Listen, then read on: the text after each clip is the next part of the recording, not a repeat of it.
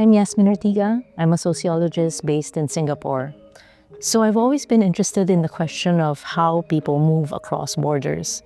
And in many ways, this book is a little different because it's really about how people do not move. So when we think about people leaving their countries of origin, the picture we get is that governments are either helpless to globalization and people's desires to better their lives elsewhere, or they are all-powerful and able to keep their own citizens within national borders. The Philippines, the country where I'm from, is a bit of a combination of those two extremes. On the one hand, the state recognizes that people have a desire to better their lives elsewhere, and they're not trying to stop that. But on the other hand, they're far from helpless. The Philippines is known as one of the largest and most organized labor exporting nations in the world. Government agencies take on the task of training, matching, and deploying its citizens overseas.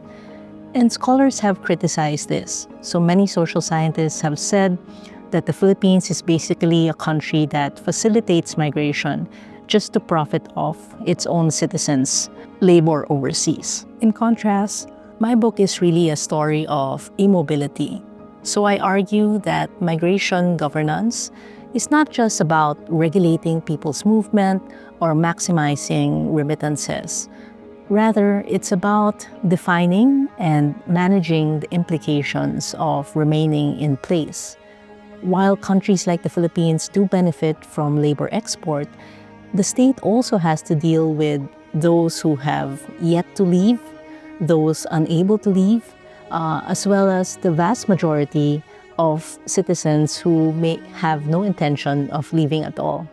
Set in the COVID-19 pandemic, the book Stuck at Home is basically about how the Philippine state had to manage the sudden immobility of two groups of workers. First, 55 nurses who were prevented from leaving the country in order to aid with the Philippines' COVID-19 response, and 45 cruise workers who lost their jobs when the travel industry shut down and had to be repatriated home. The book is a story about how the world's model for labor export had to deal with a group of would-be migrants who were either unable to leave or had to be kept in place.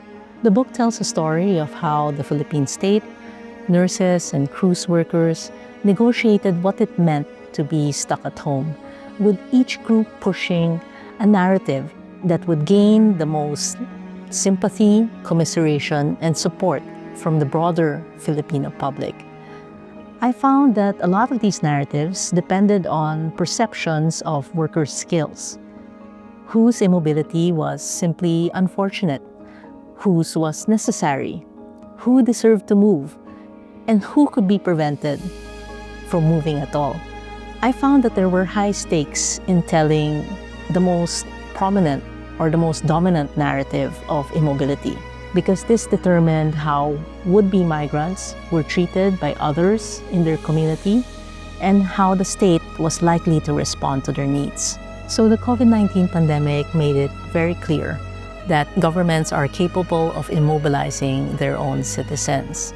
But I would argue that these sort of practices have long been part of state policy in managing both emigration as well as immigration. It's just that we haven't paid close enough attention to how these immobilizing policies play out in people's lives. So maybe this book is just a small way of saying that maybe it's time that we do.